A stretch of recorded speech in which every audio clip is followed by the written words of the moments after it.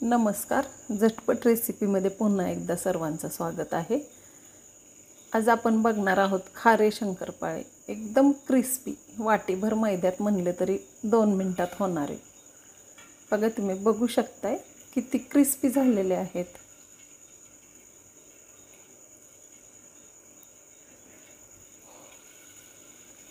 एकदम छान कुरकुरीत. चला तर आपण रेसिपीला सुरुवात करूया. त्यासाठी मी 2 कप मैदा घेतलेला आहे.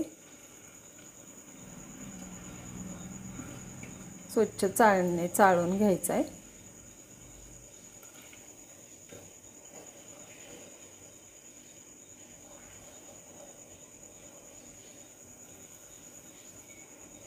त्यासाठी 2 चमचे जिरी घेतलेली आहे आणि अर्धा चमचा ओवा घेतलेला आहे.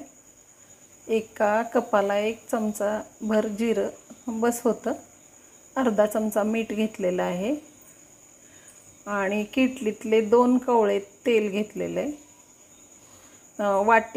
कपाच्या प्रमाणात म्हणलं तर पाव कप घ्यायचं. 2 कप मैद्याला पाव कप. इथे मी असंच घेतलेलं आहे. आणि थोडं थोडं पाणी घालून मळायचं आहे.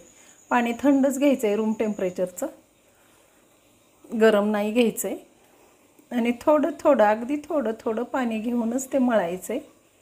छान असा घट्ट गोळा करून घ्यायचा आहे त्याचा.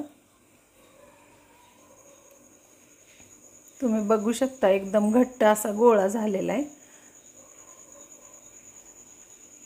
मळून मळून घ्यायचा आहे चांगला. आणि अर्धा तास वाटी किंवा प्लेट झाकून ठेवायची आहे त्याच्यावरती. अर्धा तास झालेला आहे.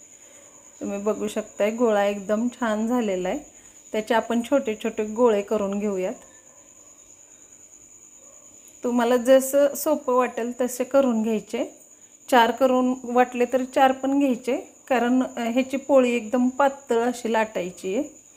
त्याला पीठ किंवा तेल असं काहीच लावायचं नाही आहे. ते असंच लाटलं जाते चांगलं.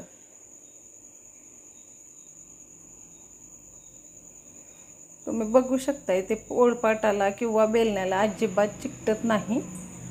खूप छान असं पीठ झालेलं आहे त्याचं.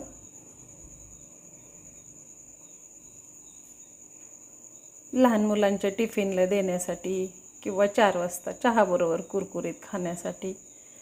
आता पावसाळा चालूच आहे. प्रत्येक घरी असं कुरकुरीत काहीतरी भजी, खारे नमकीन शंकरपाळे असं काहीतरी तर खावं वाटतंच. त्यासाठी ही झटपट होणारी रेसिपी आहे. आता ह्याचे छोटे छोटे काप काढून घ्यायचे. तुम्ही चाकूने, उलथण्याने किंवा फिरकीच्या चमच्याने कशाने पण काढू शकताय. एकदम छोटे छोटे पण काप काढू शकताय किंवा ह्याच्यातून अर्धे कापून पण ते लांब लांब असं काढू शकताय. बाजूचे दोन्ही बाजूचं आपण काढून घ्यायचं आहे.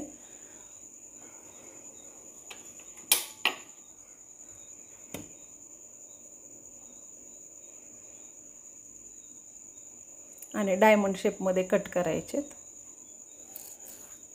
हे नमकीन शंकरपाळे खूप छान लागतात. लहान मुलांच्या तर खूप आवडीचे. लहान काय, मोठे पण खाऊ शकतात. मोठ्यांच्या पण आवडीचे आहेतच.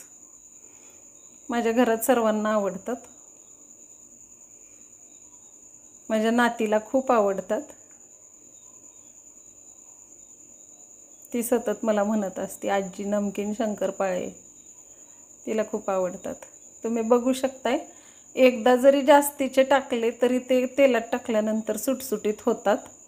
एक एक टाकायची आवश्यकता नाही आहे. तेलात टाकल्यानंतर ते एकदम सुटसुटीत होतात.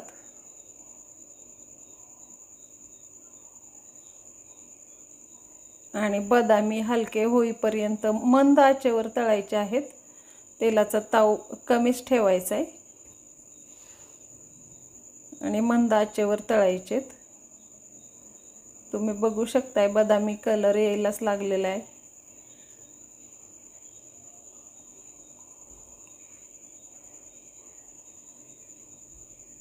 खूप छान. ते झाऱ्यात सुद्धा खनखन वाजतात. खूप छान क्रिस्पी एकदम झालेले. तेल अजिबात त्याच्यात राहिलेलं नाही आहे. तरी पण मी टिश्यूवरती काढलेले ते.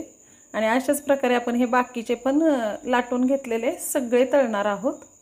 तुम्ही बघू शकता मी पोळपाटावरून डायरेक्ट टाकले तरी पण ते तेलात गेल्यानंतर एकदम सुटसुटीत होतात. खूप छान आणि सोपी रेसिपी आहे सगळी. तुम्ही माझ्या रेसिपी सगळ्या करून बघत जावा, खाऊन मला सांगत जावा. आणि खूप साध्या साध्या थोड्या थोड्या सामानात बनलेल्या ह्या रेसिपी असतात.